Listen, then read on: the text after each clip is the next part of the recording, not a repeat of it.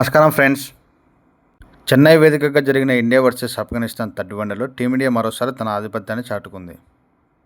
యశస్వి జైస్వాల్ అద్భుత శతకం, Prasidh Krishna career best బౌలింగ్తో Bharat 9 వికెట్ల తేడాతో ఘన విజయం సాధించి సిరీస్ను 3-0తో క్లీన్ స్వీప్ చేసింది.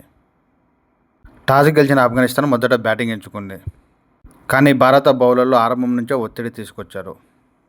ముఖ్యంగా ప్రసిద్ధ్ కృష్ణ అద్భుత బౌలింగ్తో తాపాడ్లను కుప్పకూల్చాడు. ఆఫ్ఘనిస్తాన్ కెప్టెన్ షాహిదీ మాత్రమే ఒంటరి పోరాటం చేశాడు.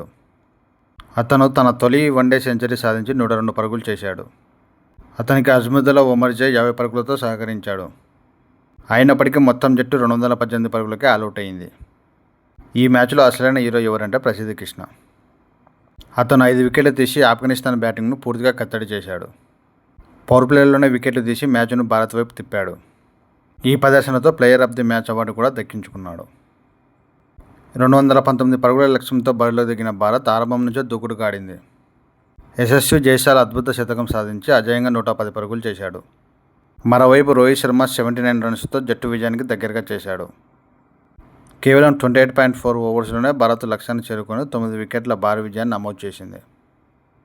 ఈ మ్యాచ్లో టర్నింగ్ పాయింట్స్ ఏమిటంటే ప్రసిద్ధ్ కృష్ణ వేసిన తొలి స్పెల్, షాహిదీ సెంచరీ తప్ప మిగతా బ్యాటర్లు విఫలమవడము, యశస్వి జైస్వాల్ దూకుడు, Rohit Sharma experienced innings. Friends, ఈ సిరీస్ మొత్తం భారత్ పూర్తి ఆధిపత్యాన్ని ప్రదర్శించింది. యువ ఆటగాళ్లు అవకాశాన్ని సద్వినియోగం చేసుకున్నారు. గిల్ కెప్టెన్సీ భారత భవిష్యత్తుకు మంచి సంకేతాలు ఇచ్చాయి. ప్లేయర్ ఆఫ్ ది టోర్నమెంట్ వచ్చేసి సుమన్ గిల్కే ఇచ్చారు. బౌలింగ్లో నిరాశపరిచిన తెలుగు అబ్బాయి నితీష్ కుమార్ రెడ్డి.